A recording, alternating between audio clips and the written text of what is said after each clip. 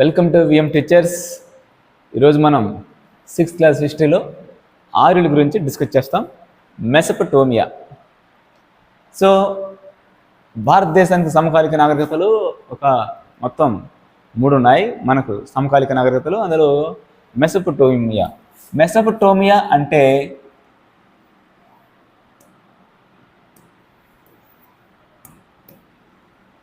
Euphrates, Tigris,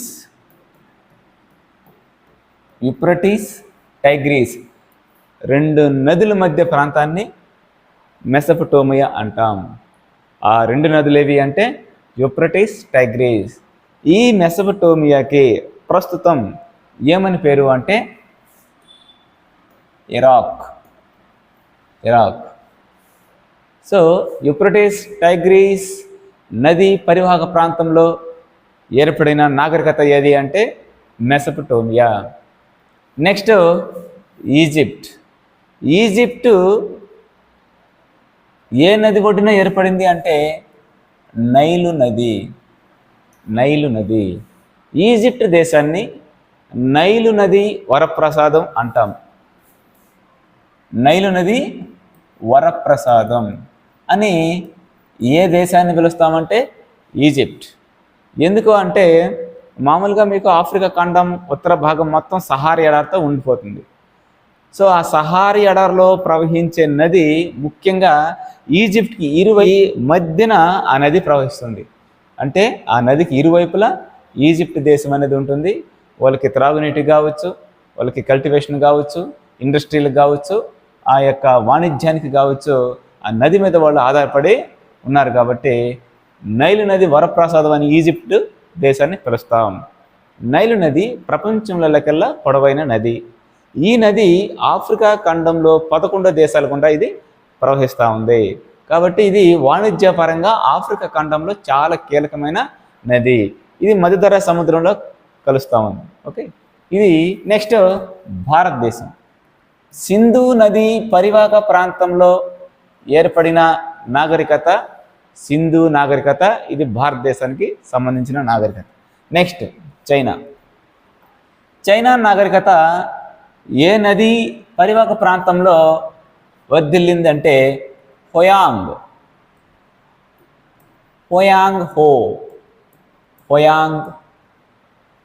హో నది. Okay, next ఇక్కడ మెసపటోమియాలో చూస్తే స్వతంత్ర నగర రాజ్యాలు ఉన్నటివి.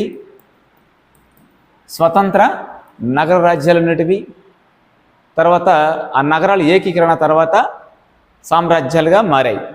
నెక్స్ట్ ఈజిప్ట్ని ఫారోలు అనే రాజులు పరిపాలించేవాళ్ళు. వీళ్ళు చనిపోయిన తర్వాత వాళ్ళ సమాధిని పిరమిడ్లుగా నిర్మించుకోవడం జరిగింది. సో ఇక్కడ రాచరికం అనేది ఉంటుంది. సో ఇక్కడ వాళ్ళ సమాధుల్ని పిరమిడ్స్గా నిర్మించుకోవడం జరిగింది. నెక్స్ట్ ఇక్కడ కేంద్రీకృత వ్యవస్థ కలదు. కేంద్రీకృత ప్రభుత్వం, కేంద్రీకృత వ్యవస్థ లేదా ప్రభుత్వం. నెక్స్ట్ ఇక్కడ చైనాలో సమాజం చాలా వర్గాలుగా విడిపోయి ఉండేది. ఈ చైనా వాళ్ళు దైవలోక సామ్రాజ్యంగా, ఈ చైనా దేశాన్ని వాళ్ళు దైవలోక సామ్రాజ్యంగా భావించేవాళ్ళు. దైవలోక సామ్రాజ్యంగా భావించేవాళ్ళు. దైవలోక సామ్రాజ్యంగా పరిగణించబడిన నాగరికత అంటే చైనా. యూఫ్రటీస్, టైగ్రీస్ నదుల మధ్య ఏర్పడిన నాగరికత అంటే మెసపటోమియా. నైల్ నది పరివాహక ప్రాంతంలో ఏర్పడిన నాగరికత అంటే ఈజిప్ట్. సింధు నది పరివాహక ప్రాంతంలో ఏర్పడిన నాగరికత సింధులోయ నాగరికత. అలాగే హోయాంగ్ చైనా నాగరికత. ఇది నెక్స్ట్ మనం చూసినట్లయితే మెసపటోమియా లిపి క్యూనిఫామ్. మెసపటోమియా లిపి క్యూనిఫామ్. ఈజిప్ట్ యొక్క లిపిని మనం చూస్తే హిరియోగ్లిఫిక్స్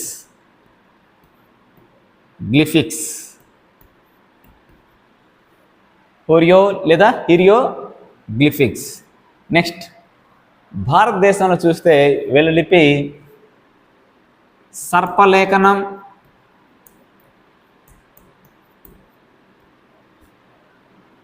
లేదా బొమ్మలిపి. సర్పలేఖనం లేదా బొమ్మలిపి. సో ఈ లిపిని మనం ఇప్పటి వరకు కనుగొనబడలేదు, కనుక్కోలేకపోయాం, పరిశోధన జరుగుతున్నామని అనేసి ఇదివరకు క్లాస్లో మనం డిస్కస్ చేసాము. వీరి యొక్క లిపి లాగోగ్రాఫిక్స్.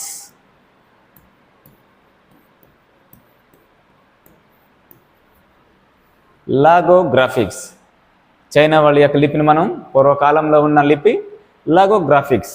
ప్రస్తుతం మ్యాండరిన్ లాంగ్వేజ్, మ్యాండరిన్ ఎక్కువ మాట్లాడతారు. సో మెసొపటోమియాలో మనం పరిశీలించినట్లయితే వీళ్ళకి నీటిపారుదల వ్యవస్థ తెలుసు వీళ్ళకి. నెక్స్ట్ వీళ్ళకి చక్రం తెలుసు, తెరచాప తెలుసు. నాగలను ఉపయోగించి భూమిని దున్ని నాన్నవాళ్ళు కూడా అక్కడ కనుక్కోవడం జరిగింది.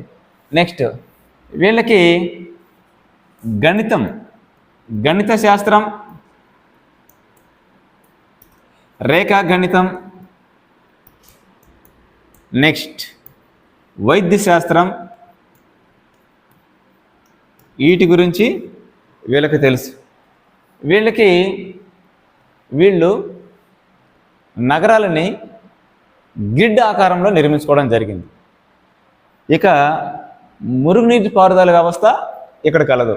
అంటే మురుగునీటి వ్యర్థాలని వీళ్ళు పైపుల ద్వారా బయట పంపించేవాళ్ళు. సో వీళ్ళకి మురుగునీటి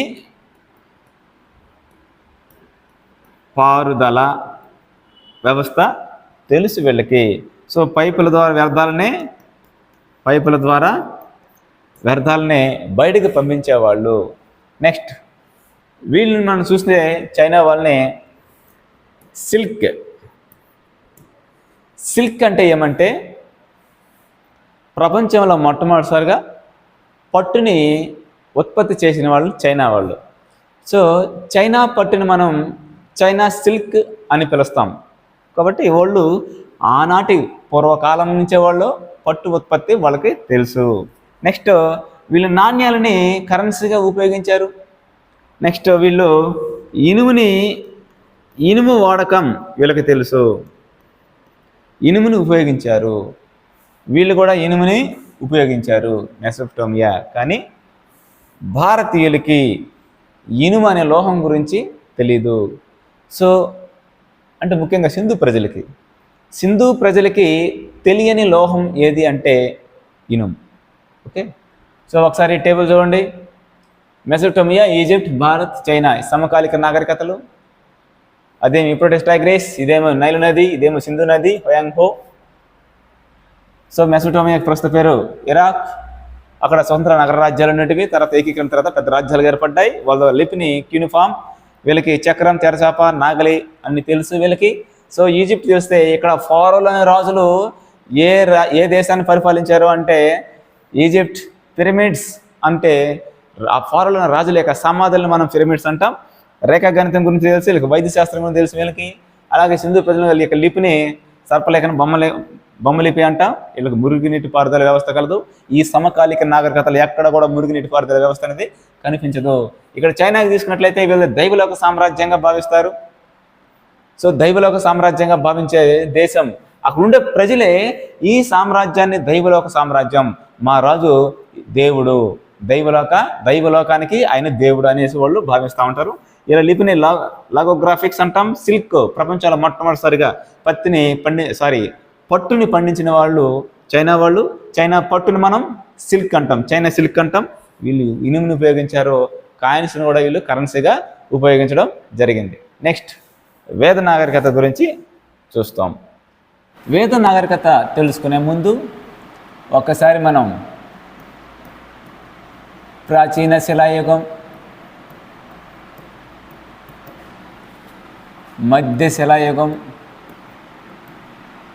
నవీన శిలాయుగం,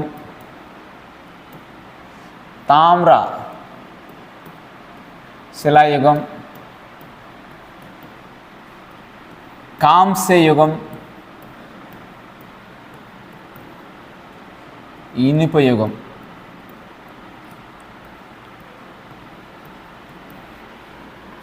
చూడండి, దీన్ని పూర్వ చారిత్రక యుగం అని మనం పిలుస్తాం. పూర్వ చారిత్రక యుగం. ఈ నవీన శిలాయుగం చివరన తామ్ర రాగిని ఉపయోగించారు. రాగిని కూడా వీళ్ళు ఉపయోగించడం జరిగింది. నెక్స్ట్ ఇక్కడికి వస్తే కాంస్యయుగం. అంటే కాంస్యం అంటే కంచు. కంచు అనేది రాగి ప్లస్ తగరం, ఈ రెండు మిక్సింగ్ వలన వచ్చేదే కాంస్యం. కంచు అనేది అంటే వాళ్ళు ఏదన్నా పనిముట్లు కావచ్చు, పరికరాలు కావచ్చు, ఈ రెండు ఖనిజాలని మిక్సింగ్ చేసి ఆ పనిముట్లను ఉపయోగించేవాళ్ళు. అంటే కంచుని ఎక్కువగా ఉపయోగించేవాళ్ళు కాబట్టి ఈ యుగాన్ని కాంస్య యుగం. మరి ఈ యుగంలో ఎవరున్నారంటే సింధు ప్రజలు. సింధు ప్రజలు ఏ యుగానికి చెందినవారు అంటే కాంస్య యుగానికి చెందినవాళ్ళు, లేదా సంధికాల యుగం అంటాం దీన్ని. ఇదివరకు నేను హిస్టరీలో ఇదివరకు టాపిక్ కూడా చెప్పున్నాం మనం. ఇనుప యుగం. ఇనుప యుగాన్ని చారిత్రక యుగం అని అంటాం. ఈ యుగంలో ఎవరు నివసిస్తున్నారు? ఇనుముని ఎవరు ఉపయోగించారు అంటే మొట్టమొదటిసారిగా అంటే ఆర్యులు. సో ఆర్యులు ఏ యుగానికి చెందిన వాళ్ళు అంటే ఇనుప యుగం. ఆప్షన్లో ఇనుప యుగం లేకపోతే చారిత్రక యుగం. సింధు ప్రజలు ఏ యుగానికి చెందిన వాళ్ళు అంటే కాంస్య యుగం ఆప్షన్లో లేకపోతే సంధికాల యుగం. సో ఇప్పుడు ఆర్యుల గురించి మనం పరిశీలిస్తాం. ఆర్యులు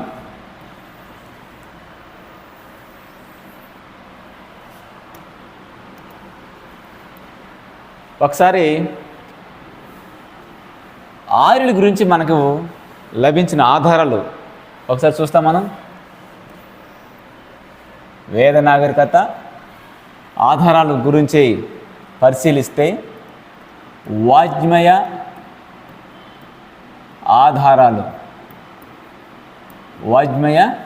ఆధారాలు, నెక్స్ట్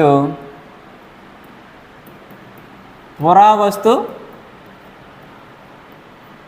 ఆధారాలు. వాజ్మయ ఆధారాలు అంటే లిఖిత రూపంలో ఉన్నవి అని అర్థం.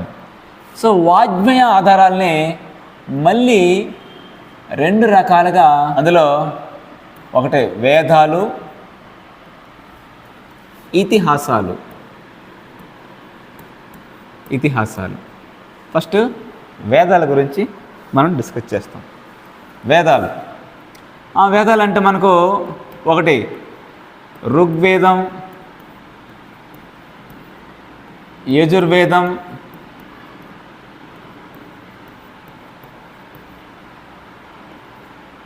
సామవేదం, అథర్వణ వేదం. ఇవి 4 వేదాలు. సో టెక్స్ట్ బుక్లో 6th క్లాస్ టెక్స్ట్ బుక్లో ఇంకా కొన్ని ఇచ్చాడు కాబట్టి బ్రాహ్మణాలు,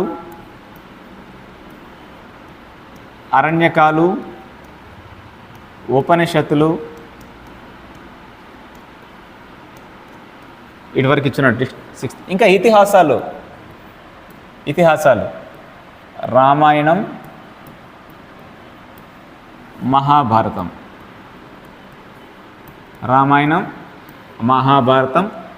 ఇతిహాసాలు అంటే ఇలా జరిగింది అని చెప్పడం. నెక్స్ట్ పురావస్తు ఆధారాలు వచ్చి ఇవి 2 రకాలు ఇక్కడ. సో ఈ ఆర్యులు ఎక్కువగా ఏం ఉపయోగించారో అని అంటే వీళ్ళు ఎక్కువగా ఇనుమును ఉపయోగించున్నారు. వీళ్ళు ఈ యొక్క పనిముట్లని అధ్యయనం చేయడం వలన లేదా గ్రంథాలని అధ్యయనం చేయడం వలన వేద నాగరికత 1500 నుండి 600 BCE. అంటే BCE అంటే మీ BCE బిఫోర్ కామన్ ఎరా. కామన్ ఎరా అంటే సాధారణ యుగం. బిఫోర్ కామన్ ఎరా అంటే సాధారణ యుగానికి ముందు కాలం, అంటే పూర్వకాలం. సో పూర్వకాలం 1500 నుండి 600 సంవత్సరాల వరకు ఈ యొక్క వేద నాగరికత అనేది వర్ధిల్లింది. ఈ విషయం మనకు ఈ యొక్క ఇనుప పనిముట్లని కార్బన్ డేటింగ్ విధానాన్ని ఉపయోగించి కనుక్కోవడం జరిగింది. సో ఈ గ్రంథాల ద్వారా కూడా మనకు కొన్ని విషయాలు వాళ్ళు ఏ సంవత్సరం నాటికి ఏ సంవత్సరంలో ఎన్ని వేల సంవత్సరాల క్రితం నివసించారనే విషయం మనకు తెలుస్తూ ఉంది. ఓకే, ఇప్పుడు వాజ్మయ ఆధారాలు. సో దాన్ని మనం వేద సాహిత్యం అంటాం. వేద సాహిత్యం గురించి ఇప్పుడు మనం పరిశీలిస్తాం.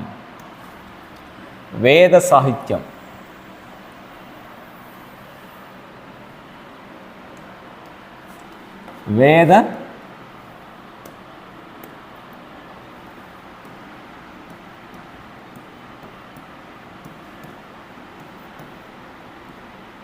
ఈ వేద సాహిత్యాన్ని ఏమంటామంటే, అంటే వేదాలని శృతులు అంటాం. శృతులు, వేదాలను శృతులు అని ఎందుకన్నామంటే ఇవి మాటల రూపంలో ఉన్నవి ఫస్ట్ స్టార్టింగ్ ప్రారంభంలో, అందుకే వీటిని శృతులు అంటాం. సంస్కృతంలో వేదం అనగా ఉన్నతమైన జ్ఞానం. ఇవి పరమ సత్యాలు, అంటే పండితులు రాసిన పరమ సత్యాలు. భారతీయ యోగాకు వేదాలే ఆధారం. వేదాలు అనేటివి ఆధ్యాత్మికత శాస్త్రీయ విజ్ఞానం కలవి. ఆధ్యాత్మికత శాస్త్రీయ విజ్ఞానం కలవి. ఆధునిక కాలంలో దయానంద సరస్వతి అనే వ్యక్తి గో బ్యాక్ టు వేదాస్ అనే నినాదాన్ని ఇవ్వడం జరిగింది. ఎవరు? దయానంద సరస్వతి. ఈయన ఆర్య సమాజ స్థాపకుడు దయానంద సరస్వతి. ఈయన ఇచ్చిన నినాదం ఏంటంటే గో బ్యాక్ టు వేదాస్. రేపు జీకే పరంగా కూడా అడిగేదానికి అవకాశాలు ఉంటాయి. గో బ్యాక్ టు వేదాస్ అనే నినాదాన్ని ఇచ్చిన వారు అంటే దయానంద సరస్వతి. అంటే ఏమంటే వేదాలకి తిరిగి మళ్ళాలి అనే నినాదాన్ని ఆయన ఇవ్వడం జరిగింది. ప్రపంచంలో కావచ్చు లేదా భారత్లో కావచ్చు ఇప్పటికీ కూడా వేదాల మీద పరిశోధనలు కొనసాగుతున్నాయి. ఓకే, సో నెక్స్ట్ వేద సాహిత్యంలో వేదాల్లో నెంబర్ 1 ఋగ్వేదం. దాని గురించి ఇప్పుడు మనము పరిశీలిస్తాం. ఋగ్వేదం. సో ఫస్ట్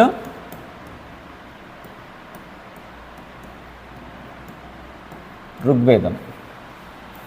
వేదాల్లో మొట్టమొదటిసారిగా లిఖించబడిన వేదం ఏది అంటే ఋగ్వేదం. అతి ప్రాచీనమైన వేదం ఏది అంటే ఋగ్వేదం. అతి ప్రాచీనమైనది ఏది అంటే ఋగ్వేదం. ఋగ్వేదాన్ని ఎప్పుడు రచించుంటారంటే దాదాపు BCE అంటే బిఫోర్ కామన్ ఎరా. దాదాపు 1000 సంవత్సరాలుగా, అంటే చూడండి ఇది 2024, దాదాపు 3000 సంవత్సరాల క్రితం ఈ యొక్క ఋగ్వేదాన్ని రచించుంటారు అనేసి ఆ యొక్క ఆధారాలను బట్టి చెప్పడం జరుగుతుంది. ఋగ్వేదంలో 1028 శ్లోకాలు ఉంటాయి. శ్లోకాలు దాదాపు 10 మండలాలు ఉంటాయి. అంటే ఈ యొక్క ఈ శ్లోకాలని మండలాలుగా డివైడ్ చేస్తుంటారు. సో 10వ మండలంలో విశ్వ ఆవిర్భావ సిద్ధాంతం గురించి ప్రస్తావన కలదు. అంటే ఈ ప్రపంచం పుట్టుక, అంటే భూమి పుట్టుక గురించి ఏ వేదంలో కలదు అంటే ఋగ్వేదం. సో విశ్వ ఆవిర్భావ సిద్ధాంతం ఏ వేదంలో ప్రస్తావించడం జరిగింది అంటే ఋగ్వేదంలో ప్రస్తావించడం జరిగింది. సో మనం మామూలుగా గాయత్రి మంత్రం మామూలుగా గాయత్రి మంత్రం వింటూ ఉంటాం. సో గాయత్రి మంత్రం ఏ వేదంలో ఉంది అంటే ఋగ్వేదం. ఓకే, మరి ఋగ్వేదంలో ప్రస్తావించబడిన కొన్ని నదుల గురించి మనం పరిశీలిస్తాం. సో ఋగ్వేదంలో యమునా నది గురించి 3 సార్లు ప్రస్తావించడం జరిగింది. అలాగే గంగా నది గురించి ఒకసారి ప్రస్తావించడం జరిగింది. అలాగే నదీతమ అంటే సరస్వతి నది,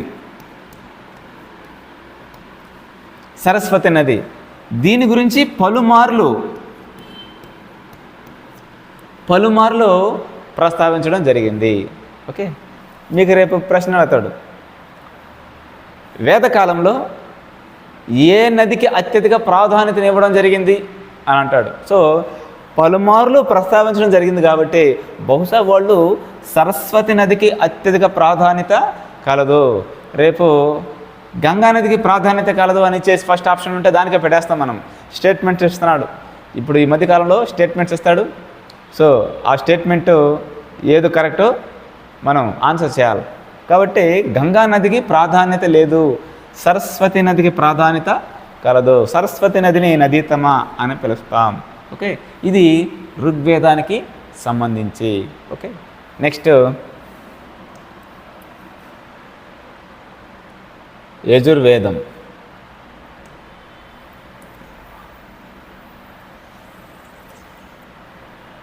యజుర్వేదం 2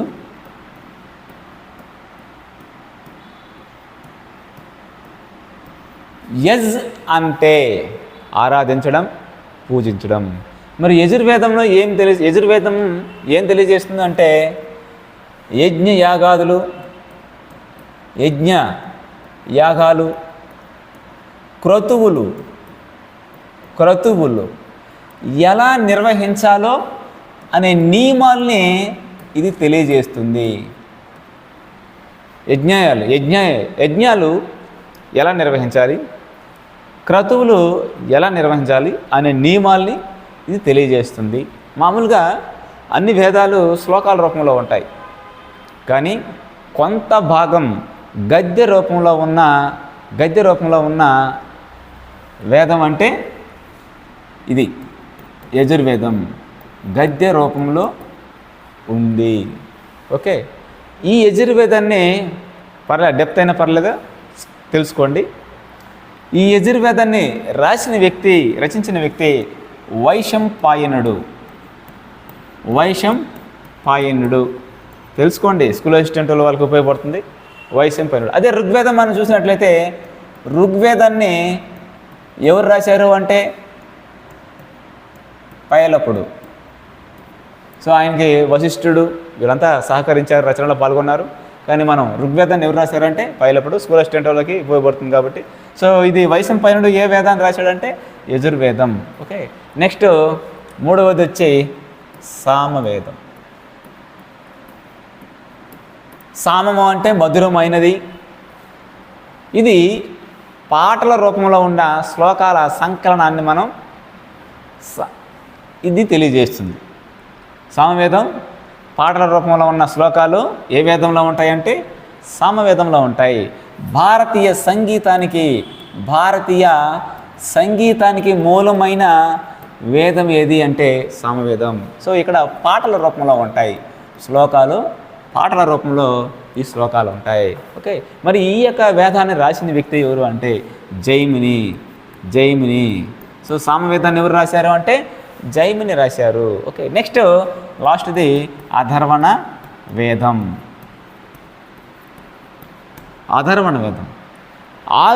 ఆర్య వేదకాలం తర్వాత ఈ గ్రంథం లిఖించబడింది కాబట్టి ఈ గ్రంథాన్ని ఆర్యేతర గ్రంథం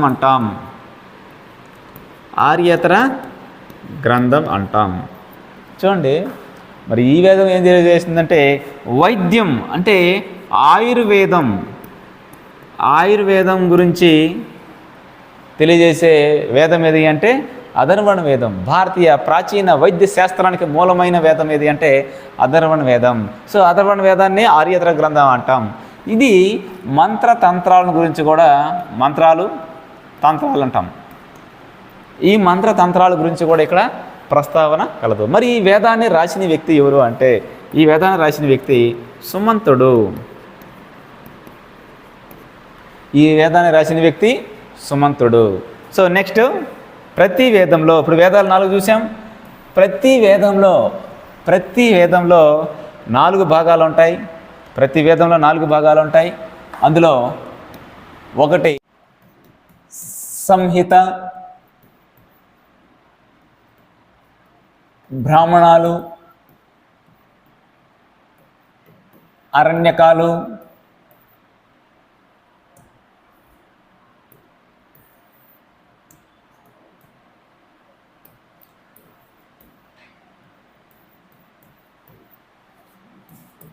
ఉపనిషత్తులు. సో ఫస్ట్ సంహిత అంటే ఏంటి చూస్తాం. సంహిత అంటే మేలు చేసేది అని అర్థం. సో ఇక్కడ ప్రతి వేదంలోని శ్లోకాలు దేవతలను స్తుతిస్తూ ఆ శ్లోకాలు ఉంటాయి కాబట్టి, అలా దేవతల్ని స్తుతిస్తూ ఉన్న శ్లోకాల సంకలనాన్ని, ఆ సముదాయాన్ని సంహిత అంటాం. ఓకే. నెక్స్ట్ బ్రాహ్మణాలు. ఈ బ్రాహ్మణాలు అంటే ప్రతి వేదం ఆల్మోస్ట్ శ్లోకాల రూపంలో ఉంటుంది. ఈ శ్లోకాల రూపంలో ఉన్న వేదాల్లో ఇక్కడ ఈ బ్రాహ్మణాల్లో ఈ శ్లోకాలకి అర్థాలను వివరిస్తూ అన్నీ గద్య రూపంలో ఉంటాయి. శ్లోకాల యొక్క అర్థాన్ని తెలియజేసేటివి, శ్లోకాలకి యొక్క వివరణ ఎక్కడ ఉంటుందంటే బ్రాహ్మణాల్లో ఉంటుంది. నెక్స్ట్ అరణ్యకాలు. దీన్ని సింపుల్గా చెప్పుకోవాలంటే వన సాహిత్యం అంటాం. ఇంకా గురు శిష్యుల మధ్య జరిగిన చర్చలు అంటాం, లేదా గురు శిష్యుల మధ్య సంబంధం అని మనం చెప్పుకోవచ్చు. నెక్స్ట్, ఇది మనకు విద్యావాదం, క్రతువులు, సంస్కారాలు, వీటి గురించి ఇది తెలియజేస్తుంది. విద్యావాదం అంటే ఏమంటే ఆధ్యాత్మికత. ఈ ఆధ్యాత్మికత గురించి ఈ యొక్క అరణ్యకాలు తెలియజేస్తాయి. అంటే గురు శిష్యుల మధ్య చర్చలు జరుగున్నాయి ఆధ్యాత్మికత గురించి. సో విద్యావాదం. క్రతువులు అంటే ఏమంటే అది వివాహం కావచ్చు, అంత్యక్రియలు కావచ్చు, బారసాల కావచ్చు, ఇంకేదైనా కావచ్చు, ఇలాంటి వాటిని మనం క్రతువులు అంటాం. సంస్కారాలు అంటే ఏమంటే ఏదైనా ఏ క్రతువైనా ఒక క్రమ పద్ధతిలో జరగడాన్ని మనం సంస్కారాలు అంటాం. ఉదాహరణకి మనం చూస్తే వివాహం విషయం చూసుకున్నట్లయితే ముందు నిశ్చితార్థం అయిన తర్వాతనే తాళి కట్టడం జరుగుతుంది. తాళి కట్టిన తర్వాత నిశ్చితార్థం చేసుకోం. కాబట్టి ఇది ఒక క్రమ పద్ధతిలో జరగడాన్ని మనం సంస్కారాలు అంటాం. సో ఉపనిషత్తులు ఉప అంటే దగ్గరగా, నీ అంటే కూర్చోవడం, అంటే దగ్గరగా కూర్చోవడం.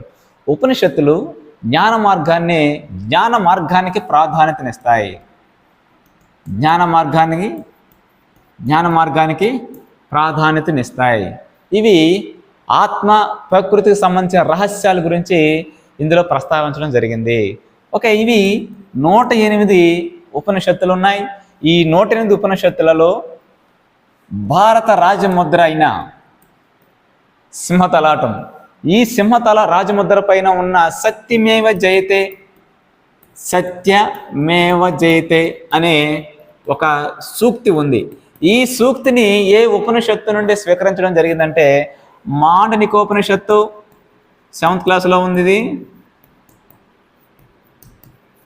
లేదా ముండకోపనిషత్తు. ఈ రెండిట్లో ఏదన్నా పెట్టండి, మాండనికోపనిషత్తు లేదా ఇది. ఉపనిషత్తులకు సంబంధించి వేదాల్లోని 4 భాగాల గురించి ఇప్పుడు మనం డిస్కస్ చేశాం. నెక్స్ట్, ఈ వేదాంగాలు 6. ఇవి మానవ సృష్టితాలు. వేదాలను అర్థం చేసుకోవడానికి ఇవి ఉపయోగపడతాయి. సో శిక్ష అనే వేదాంగాన్ని రాసిన వ్యక్తి పాణిని. శిక్ష ఏం తెలియజేస్తుందంటే వేదాలలోని శ్లోకాలను ఎలా పలకాలి అనే ఉచ్చారణ గురించి తెలియజేస్తుంది. సో శిక్ష అనే వేదాంగం పాణిని రాశాడు, ఇది ఉచ్చారణను తెలియజేస్తుంది.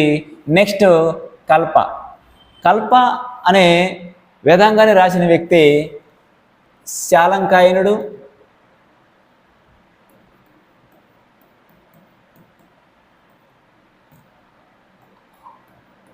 ఇదేం తెలియజేస్తుందంటే కర్మకాండలను గురించి తెలియజేస్తుంది.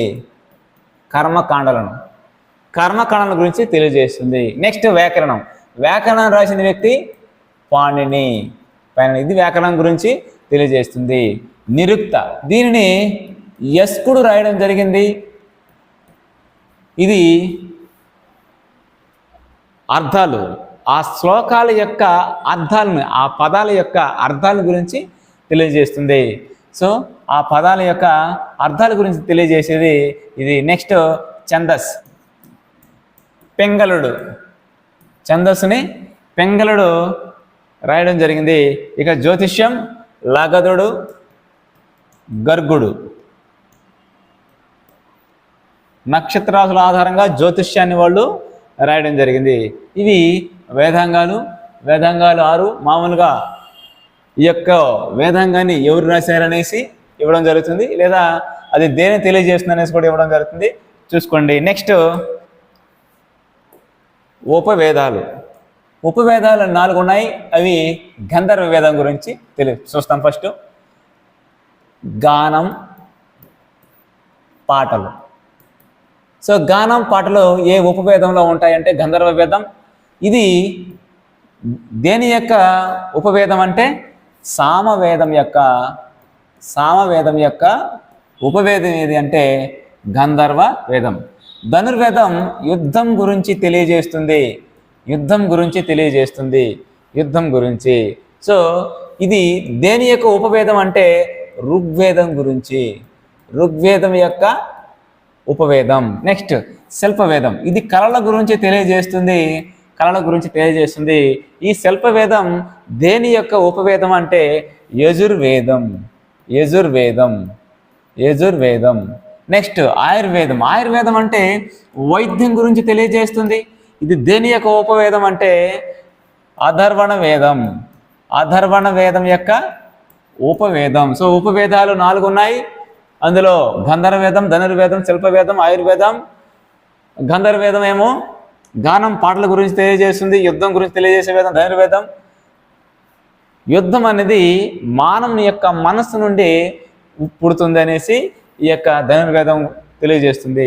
నెక్స్ట్ ఇప్పుడు షడ్ దర్శనాల గురించి డిస్కస్ చేస్తాం. షడ్ దర్శనం. ఫస్ట్ ఆఫ్ ఆల్ షడ్ దర్శనాల్లో తత్వవేత్తల చేత ఇవి రూపొందించబడ్డాయి. అందులో షడ్ దర్శనాల్లో ఫస్ట్ది ఈ సాంఖ్యాన్ని రాసిన వ్యక్తి కపిల ముని. ఈ కపిల ముని సాంఖ్య ఆత్మని, పదార్థాన్ని నమ్ముతుంది. పదార్థం అంటే ఇక్కడ జీవులు. సో దేవుడిని నమ్మదు, ఆత్మను నమ్ముతుంది, జీవులను నమ్ముతుంది, పదార్థాన్ని నమ్ముతుంది. సో సాంఖ్యాన్ని, షడ్దర్శనాన్ని ఎవరు రాశారంటే కపిల ముని. యోగా. సో పతంజలి యోగా ఎందుకు అంటే మనసుకి శిక్షణ అవసరం అనేసి పతంజలి చెప్పడం జరిగింది. నెక్స్ట్ న్యాయ. గౌతముడు. సో న్యాయ అయిన షడ్దర్శనాన్ని రచించిన వ్యక్తి ఎవరంటే గౌతముడు. ఇతను తర్కం అంటే విచక్షణ కలిగి ఉండడం. తర్కం అంటే విచక్షణ, వివేకం.